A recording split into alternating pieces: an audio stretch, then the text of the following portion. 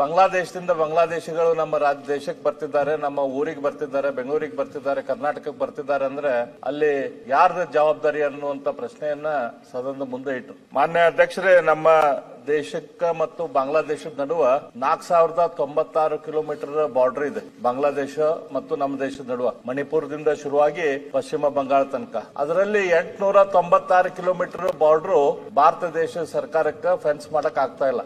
ಯಾಕಂದ್ರೆ ಅಲ್ಲಿರುವಂತ ಸರ್ಕಾರ ಇದೇನು ಇಂಡಿಯಾ ಅಲಯನ್ಸ್ ಸರ್ಕಾರ ಏನಿದೆ ಅಲ್ಲ, ಮಮತಾ ಬ್ಯಾನರ್ಜಿ ಸರ್ಕಾರ, ಅದು ಕೋಆಪರೇಷನ್ ಕೊಡ್ತಾ ಇಲ್ಲ ಕೇಂದ್ರ ಸರ್ಕಾರಕ್ಕೆ. ಯಾವುದೇ ರೀತಿಯಿಂದ ಅಲ್ಲಿ ಬಾರ್ಡರ್ ಮಾಡ್ಲಿಕ್ಕೆ ಕೊಡಕ್ ಆಗ್ತಾ ಇಲ್ಲ ಅಂತ ಹೇಳಿ ಕೇಂದ್ರ ಗೃಹ ಮಂತ್ರಿಗಳೇ ಇದ್ರ ಬಗ್ಗೆ ಹೇಳಿದ್ದಾರೆ.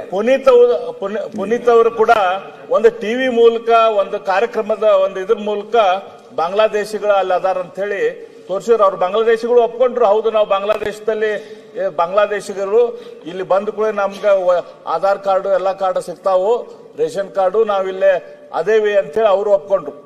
ಇದು ಇಲ್ಲಿ ಯಾಕೆ ಬರ್ತಿದ್ದಾರೆ ಬೆಂಗಳೂರಿಗೆ, ಕರ್ನಾಟಕಕ್ಕೆ? ಇಲ್ಲಿ ಬಂದ ಕೂಡ ಒಂದು ವ್ಯವಸ್ಥೆ ಇದೆ. ಇಲ್ಲಿ ಇವ್ರಿಗೆಲ್ಲರಿಗೂ ಒಂದು ರೇಷನ್ ಕಾರ್ಡು, ಆಧಾರ್ ಕಾರ್ಡು ಮಾಡುವಂತ ವ್ಯವಸ್ಥೆ ಇದೆ. ಅವ್ರ ಮೇಲೆ ಏನ್ ದಾಳಿ ತಗೊಂಡಿದ್ದಾರೆ, ಅವ್ರ ಮೇಲೆ ಏನ್ ಕ್ರಮ ತೆಗೆದುಕೊಂಡಿದ್ದಾರೆ? ಈಗ ಮೊನ್ನೆ ಟಿವಿ ಹೋಗಿ ಬಂದ ಕೂಡ ಅದ್ರ ಮೇಲೆ ಅವನ ಮೇಲೆ ಕೇಸ್ ಹಾಕಿದ್ರು. ಆದ್ರೆ ಅಲ್ಲಿರುವಂತ ಬಾಂಗ್ಲಾದೇಶಿಗಳನ್ನ ಎಷ್ಟು ಜನರನ್ನ ಹಿಡಿದು ಡಿಪೋರ್ಟ್ ಮಾಡಿದ್ರು?